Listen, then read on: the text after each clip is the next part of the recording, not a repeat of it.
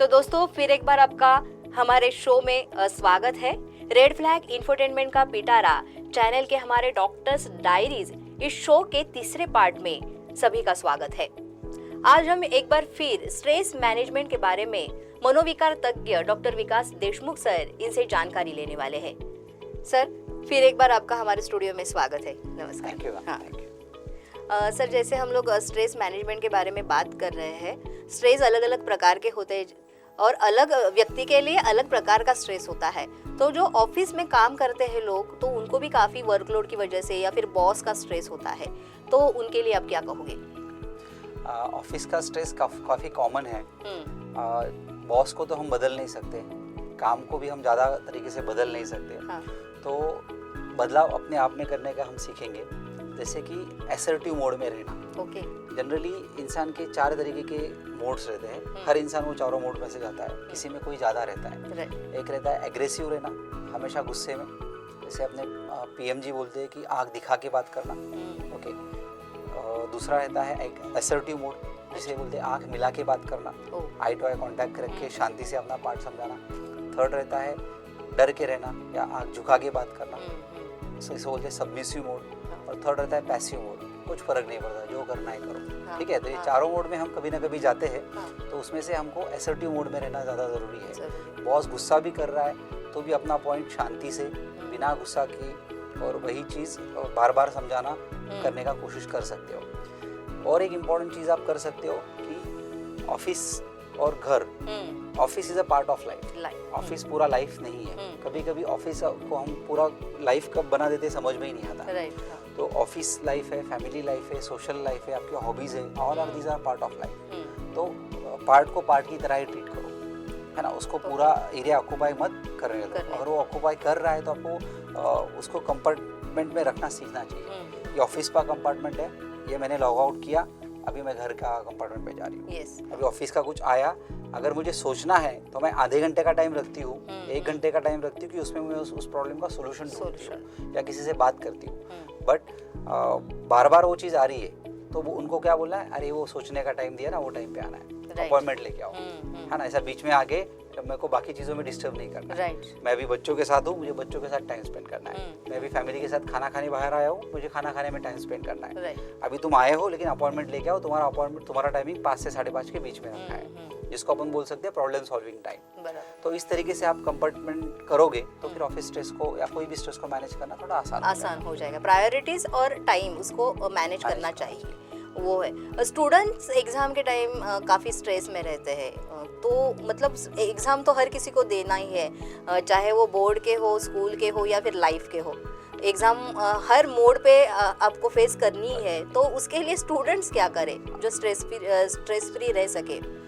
Exam stress का main कारण exam से ज़्यादा ना मुझे लगता है रिजल्ट्स रहते हैं। हाँ। रिजल्ट्स क्या आएंगे, वो मैं अगर फेल हो गया तो फिर क्या। ठीक है, तो सबसे ज़रूरी चीज़ है कि फोकस प्रोसेस पे करना, रिजल्ट्स पे नहीं। ठीक है, प्रोसेस मतलब मेरे हाथ में क्या चीज़ है। अगर सपोज कल मेरा एग्ज़ाम भी है और मैंने 60% सिलेबस किया हुआ है अच्छे से, मेरे दिमाग में अगर ये सोच आई कि यार ये 40 बचे हुए 40% से ही सब कुछ आया तो मैं फेल हो जाऊंगी या मैं फेल हो जाऊंगा, तो फिर स्ट्रेस बढ़ेगा।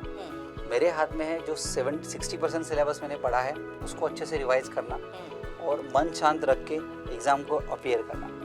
अगर बचे हुए 40% में से जो आएंगे वो मैं सॉल्व करने का कोशिश करूँगा, लेकिन बाद में जो पहले मेरा आता है वो मैं डिसाइड करूँगा, जो नहीं आता है मैं उसमें लिखने का कोशिश करूँगा और बाहर आऊँगा। तो इसमें उसके बाद जो रिजल्ट आएगा वो एक्सेप्टेड है।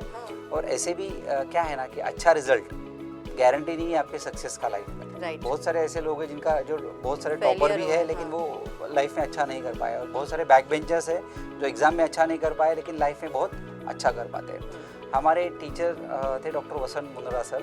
वो हमारे एमडी के एग्ज़ाम के पहले एक एग्ज़ाम स्ट्रेस मैनेजमेंट के ऊपर उन्होंने एक चीज़ बोली थी। वो बोले थे, अरे ले लेके एग्जामिनर एक्सटर्नल क्या लेगा, एक्सटर्नल मतलब जो वाइवा लेता है, ले लेके क्या लेगा तुम्हारा, जिंदगी का 6 महीना लिया ना, उसको बोलने का दिया तेरे को 6 महीना, चल 6 महीने के बाद मिलेंगे, कोई बात नहीं। तो फोकस अपना प्रोसेस पे रखेंगे तो फिर रिजल्ट का टेंशन कम आएगा। तो ये चीज़ें हैं एक्चुअली करनी चाहिए, क्योंकि सीख भी है ना ज़रूरी, क्योंकि बड़ी बड़ी हस्तियाँ देखें तो वो अपने कॉलेज टाइम पे या फिर एग्ज़ाम के टाइम पे मतलब लिटरली फेल हुए हैं, तो आगे जाके वो बड़े साइंटिस्ट भी हुए हैं या फिर अलग अलग अपने क्षेत्र में एक अच्छा मुकाम हासिल किया है उन्होंने। तो वो मोटिवेशनल जो लोग हैं या फिर कुछ ऐसे कहानियां हैं, तो वो मोटिवेशनल चीज़ें सामने रखनी बहुत ज़रूरी है। ये जो आपने बात बताई है ना मैम, कि बहुत बड़ी बड़ी हस्तियां फेल होने, मुझे तो कभी कभी ऐसा लगता है कि फेलियर का एक आधा एक्सपीरियंस तो आना चाहिए। एक बार तो लाइफ में इंसान ने फेल होना चाहिए। क्यों? क्योंकि वो फेलियर को हैंडल कैसे करने का ना, उसका मेंटालिटी समझ में आता है। इसलिए स्पोर्ट्स वाले लोग मेंटली बहुत टफ रहते हैं, क्योंकि स्पोर्ट्स में फेलियर कभी ना कभी तो आता ही है, बार बार भी आता है। तो फेलियर को हैंडल करना अगर अपन सीखेंगे ना, तो ही अपन सक्सेस को पचा पाएंगे, डाइजेस्ट कर पाएंगे। तो फेलियर्स लाइफ में देखने चाहिए, उनको हैंडल करने का एक्सपीरियंस लेना चाहिए, तो ही अपन सक्सेस की तरफ अच्छे से बढ़ पाएंगे। और आजकल क्या होता है, कंपटीशन ज़्यादा है, बच्चों से ज़्यादा पेरेंट्स बहुत मतलब ये एग्रेसिव रहते हैं कि बच्चा वो आना ही चाहिए, उसको ये ग्रेड मिलनी ही चाहिए, वो टॉपर में रहना ही चाहिए। तो वो भी थोड़ा सा स्ट्रेस ज़्यादा बढ़ाता है बच्चों का, थोड़ा फ्री छोड़ना चाहिए बच्चों को। इंपॉर्टेंट पॉइंट है मैम। कभी कभी मेरे क्लिनिक में जब लोग आते हैं तो मुझे ये नहीं समझ में आता एग्जाम बच्चे का है कि पेरेंट्स का है। ठीक है ना, इतना सीरियस इन्वायरमेंट घर में रहता है कि जैसे अभी कोई लड़ाई हो या फिर कुछ युद्ध होने वाला है करके। तो पेरेंट्स को ये चीज़ ध्यान में रखना ज़रूरी है कि बच्चे को पढ़ना है, नहीं पढ़ना है, कितना प्रोग्रेस करना है, ये बच्चा खुद करने वाला है। अपन उसको हेल्प करने के लिए ही, मतलब बच्चा अपने लाइफ का, अपने अंग का पार्ट नहीं हो, एक सेपरेट इंडिविजुअल है, उसका एक सेपरेट पर्सनैलिटी है, उसके सेपरेट हॉबीज है। अपन उसको सपोर्ट करने के लिए है, अपन उसको हेल्प करने के लिए। अपन मतलब वो टॉपर आया तो इसका मतलब ये नहीं कि मेरी वजह से टॉपर आया, या वो फेल हुआ तो ऐसा नहीं कि मेरी वजह से फेल हुआ। मैं उसको अच्छा लाइफ बनाने में, अच्छा एग्जाम देने में हेल्प करूंगा या करूंगी। इतना याद, इतना अपना रोल लिमिटेड है। हाँ, और स्टूडेंट्स टाइम मैनेजमेंट करे तो काफ़ी चीज़ें जो है वो आसान हो सकती है। आजकल स्क्रीन टाइम, मोबाइल, वो एक मतलब समस्या ही बोल सकते हैं हम लोग, जो हम खुद उसको वैसे करके रखा है सब। तो उसके बारे में क्या बताओगे आप? स्क्रीन के अच्छे फायदे भी है, जैसे अभी ये चीज़ भी आप स्क्रीन पे देखोगे। हमारा जो चल रहा है डिस्कशन, राइट। और स्क्रीन के इफेक्ट्स भी है, मतलब कोई भी चीज़ अगर ज़्यादा करोगे तो उसके साइड इफेक्ट दिखेंगे। तो स्क्रीन टाइम मैनेज करने के लिए ना कुछ चीज़ें आप फिक्स रखिए। Specially exam going student, study table पे आपका स्क्रीन नहीं चाहिए। स्टडी टेबल या स्टडी रूम में ही मैं बोलूँगा, ठीक है। मतलब जैसे फेसबुक है या इंस्टाग्राम है, या मैं एज अ साइकेट्रिस्ट भी जब रात में मेरा आधा घंटा कुछ पढ़ने का मैं टाइम रखता हूँ, वो टाइम पे किसी का मैसेज का, पेशेंट का फ़ोन या मैसेज आता है और मैं चेक करने जाता हूँ, कब मेरे 20 मिनट चले जाते हैं पता ही नहीं चलता, क्योंकि हम लोग उनसे लड़ नहीं सकते। वो लोग जैसे फेसबुक के इंजीनियर्स है या इंस्टा के इंजीनियर्स है या व्हाट्सएप के इंजीनियर्स है, वो लोगों का सैलरी करोड़ों में है। हज़ारों इंटेलिजेंट लोग वहाँ पे काम करते हैं। उनके साथ अकेला मेरा या आपका लड़ना पॉसिबल नहीं है। तो उनसे हम दूर भागे उतना अच्छा है। ये मेरा आधा घंटे का पढ़ने का टाइम है, मोबाइल में दूसरे रूम में रखूँगा, ठीक है। तो बच्चे और पेरेंट्स बोलते हैं सर आजकल तो स्टडी कभी कभी स्क्रीन पे होता है, तो ऐसा एक स्क्रीन रखो जिसमें ना कोई ऐप हो other than your study app, ना यूट्यूब हो, ना गूगल हो। खाली आपका पढ़ाई का वो रहेगा, उसमें ही आप पढ़ना है, और बाकी आपको बाकी टाइम पे मोबाइल पे हाथ नहीं लगाना है। मोबाइल यूज़ करने का टाइम फिक्स करो। जैसे ये मेरा आधा घंटा है, ये आधे घंटे में मैं इन्फॉर्मेशन देखूंगा, न्यूज़ पढ़ूंगा या यूट्यूब देखूंगा। सोने से पहले मोबाइल को बंद रखना ज़रूरी है। बेडरूम में मोबाइल ना अलाउ ना करे तो ज़्यादा अच्छा है। घर में डिवाइस फ्री जोन्स रखो, ये डिवाइस फ्री जोन है। घर में डिवाइस फ्री टाइम्स रखो, ये सोने का पहले का 1 घंटा टाइम डिवाइस फ्री है, और ऐसे रूल्स लगा के रखो। पेरेंट्स अगर वो रूल्स फॉलो करेंगे तो बच्चे भी करेंगे। तो ये सारी चीज़ें हैं जो करनी चाहिए। सर, स्ट्रेस मैनेजमेंट या फिर स्ट्रेस जो होता है वो काफ़ी मतलब एक गंभीर विषय है, और उसके लिए स्ट्रेस मैनेज करना ही एक मेन ये है उसका। तो स्ट्रेस मैनेज करने के लिए मेडिटेशन बहुत ज़रूरी है। तो उससे कैसे ये कर सकते हैं, छुटकारा कैसे पा सकते हैं? मतलब मेडिटेशन के बारे में बहुत सारे मतलब कुछ लोगों को ये बहुत आसान चीज़ लगती है, कुछ लोगों को ये बहुत डिफिकल्ट चीज़ लगती है, मुश्किल चीज़ लगती है। मेरे हिसाब से दोनों भी है, ठीक है। कोई भी चीज़ अगर आप तन मन धन लगा के कर पा रहे हो तो वो मेडिटेशन टाइप ही हो जाता है। यहाँ पे टाइम नहीं समझ में आता। आप बर्तन भी घिसो, अगर आप तन मन धन लगा के बर्तन घिस पा रहे हो तो वो भी एक मेडिटेशन हो जाता है। जनरली मेडिटेशन मुझे जो आसान लगता है करने में, आसान तो नहीं है। मेडिटेशन मतलब क्या कि खुद को ऑब्जर्व अगर आप कर पाओ कि आपके सांस या ब्रीदिंग को, पैटर्न को, और आपका मन अगर सांस पे कंट्रोल करने का कोशिश करो तो भी अच्छा मेडिटेशन होता है। मतलब बट आप जब स्टार्ट करोगे तो हाँ। कुछ सेकंड से ज्यादा आप नहीं कर पाओगे, कुछ ना कुछ चीज दिमाग में आती है। हाँ, हाँ। दिमाग में आ भी गई तो भी उसको क्या बोलना है कि उसको रिकॉग्नाइज करना है कि हाँ मेरे दिमाग में ये सोच आई है, मेरा ध्यान सांस से कहीं और हट गया है, मैं वापस सांस पे लाने का कोशिश करता हूँ। तो ये बार बार खुद को बोलना, तो ऐसा तो सिंपल टेक्निक है मेडिटेशन का एक, जो मैं काफ़ी जगह करता हूँ और काफ़ी स्टूडेंट्स को भी बोलता हूँ कि 4-7-8, जिसमें 4 मतलब 4 सेकंड सांस अंदर लेने के लिए, 7 सेकंड पकड़ के रखने के लिए, 8 सेकंड बाहर छोड़ने के लिए। सेकंड्स आप गिन सकते हो 1001, 1002, 1003, 1004। ओके ऐसा करके, और डीप सांस लेना है। राइट। ये वाला नहीं, ये वाला छाती वाला घबराहट वाला हो गया, ठीक है। पेट वाला सांस, डीप सांस, ओके, मिनिमम 10 टाइम्स करो सोने से पहले या फिर आपका एक्सरसाइज होने के बाद, ठीक है। और दूसरा एक मेडिटेशन टेक्निक मुझे ठीक लगता है, वो है शवासन। अच्छा। शवासन या योग निद्रा जिसे बोलते हैं, यूट्यूब पर आपको मिल जाएंगे बहुत सारे वीडियोस उसके। तो ये आप अगर सिंपल टेक्निक्स फॉलो करोगे तो भी आप मेडिटेशन के इसमें स्टार्ट कर सकते हो। राइट, क्योंकि ध्यान धारणा करना सभी के लिए इतना आसान नहीं होता है, बट वो जो करते हैं तो वो जो है आजू बाजू की सारी चीजें आपको याद आती है, तो वही मेन ध्यान लगने का वही ये है कि उसे बराबर अच्छा अभी अलग रहा है, बट उससे डिस्टर्ब नहीं होना है, वो होता ही है। हाँ, मन बच्चा है, मन कभी भी अपने कंट्रोल में नहीं रहेगा। अपन बोलते हैं ना, I am the CEO of my life. आप आपके मन को भी नहीं कंट्रोल कर सकते, और ये रियलिटी है, सबके साथ होता है। मतलब मेरा ध्यान नहीं लग रहा है, मतलब मेरे में कुछ कमी है, बिल्कुल नहीं। मैं भी जब मेडिटेशन करने बैठता हूँ तो मेरी भी चीजें हजारों दिमाग में चीजें आती है।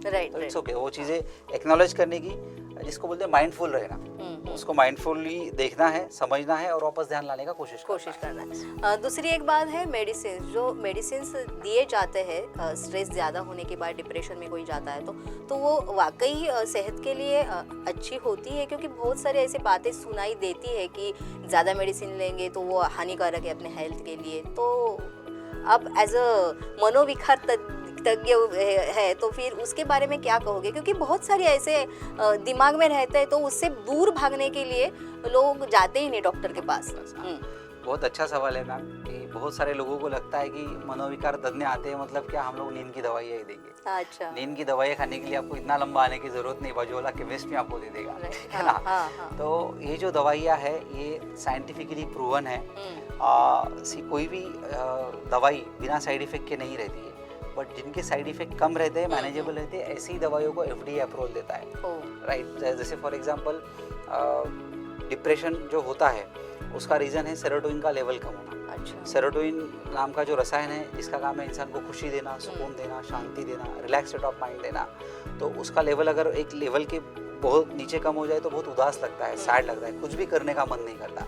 और ऐसा अगर मेजर या मॉडरेट डिप्रेशन रहे तो वो टाइम पे काउंसलिंग काम नहीं कर पाएगी। राइट। क्योंकि पेशेंट में वो एक्शन लेने का ताकत ही नहीं रहता है, वो समझने का ताकत ही नहीं रहता है। तो ऐसे टाइम पे मेडिसिन बहुत अच्छे से काम करती है। सेरोटोनिन का लेवल ऊपर आएगा और फिर हम काउंसलिंग जो बताएंगे, जो हम लोग लाइफस्टाइल चेंजेस बोलेंगे पेशेंट को, एक्सरसाइज है, मेडिटेशन है, तो पेशेंट उसमें कर पाता है। तो मेडिसिन से बिल्कुल नहीं डरिए। मेडिसिन आप ऐसे जगह पे ले रहे हैं जिनको इफेक्ट, साइड इफेक्ट ये दोनों डॉक्टर्स को पता है, आप बिना दिखाए नहीं दे रहे, और medicine is a big help. मतलब इन जनरल अगर आप मेडिसिन इतने बुरे रहते हैं, अगर आप ऐसा बोलोगे तो पिछले, मैं आपको जस्ट एक एग्जांपल देता हूँ। मॉडर्न मेडिसिन अच्छे से इवॉल्व हुआ है पिछले 200 साल से। अच्छा। 200 या 300 साल से, ठीक है। तो ये 200-300 साल के पहले इंसान का लाइफ साइकिल कितना था मैम? अगर आप वो देखिएगा तो 40 साल का एवरेज लाइफ साइकिल था। जब से मॉडर्न मेडिसिन आया है, like vaccine, anti diabetic, anti hypertensive, इनमें हमारे डिप्रेशन, एंजाइटी की भी दवाई आती है, स्किज़ोफ्रेनिया की भी दवाई आती है, तो इंसान का लाइफ स्पैन 40 से लेकर 70 तक गया। अगर सच में इतने साइड इफेक्ट्स रहते थे मॉडर्न मेडिसिन के जो हम लोग बोलते हैं, तो लाइफ स्पैन इंसान का कम होना चाहिए। तो लोगों को, हाँ, ये क्या है कि स्टडीज अच्छे होते हैं, उसके वजह से हम इफेक्ट ढूंढ के निकालते हैं, उतने हम साइड इफेक्ट भी ढूंढ के निकालते हैं, क्योंकि हम उनको मैनेज कर पाए। जो स्टडीज ही नहीं होगा, जो पैथी का या जो मेडिसिन का, जो दवाइयों का, और फिर बोलने का साइड इफेक्ट नहीं है, इस तरीके से साइंस आगे नहीं बढ़ता है। साइंस को सारी चीज़ें पता होनी चाहिए, जो साइड इफेक्ट छोटे मोटे, हम लोग पानी का भी साइड इफेक्ट ढूंढ के निकालते हैं। और आप ऐसे बोलते हैं कि मेडिसिन केमिकल है, तो पानी क्या है, पानी भी केमिकल है, उसका केमिकल फार्मूला H2 है, अपना बॉडी भी केमिकल से बना है, राइट। ठीक है। तो इट्स नॉट अबाउट बैड और good chemical, it's about bad and good chemicals, तो these are good chemicals. Overall अगर देखा जाए तो आज जो अपनी युवा पीढ़ी है, तरुण है, सब युवा पीढ़ी के लिए आप स्ट्रेस मैनेज करने के लिए क्या संदेश देंगे? जैसे अपन ने पहले भी डिस्कस किया था कि एक प्रेयर है अल्कोहल एनोनिमस का प्रेयर, अच्छा। जिसे बोलते हैं सेरेनिटी प्रेयर, बहुत अच्छा प्रेयर है वो। हाँ। उसका मैं हिंदी में अनुवाद करके बोलता हूँ आपको।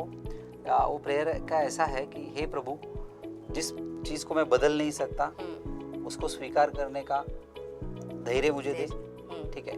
जिस चीज़ को मैं बदल सकता हूँ या जिस संकट को मैं बदल सकता हूँ उसको बदलने की हिम्मत मुझे दे, और इन दोनों में डिफरेंस जानने का ज्ञान मुझे दो। तो जो चीज़ मैं बदल सकता हूँ उसके ऊपर मुझे काम करना है, जो चीज़ मुझे बदल नहीं सकता हूँ उसका मुझे स्वीकार करना है। ये सिंपल फंडा आप हर जगह अप्लाई करोगे तो धीरे धीरे आपका स्ट्रेस अपने आप मैनेज होगा। तो दोस्तों ये है स्ट्रेस मैनेजमेंट।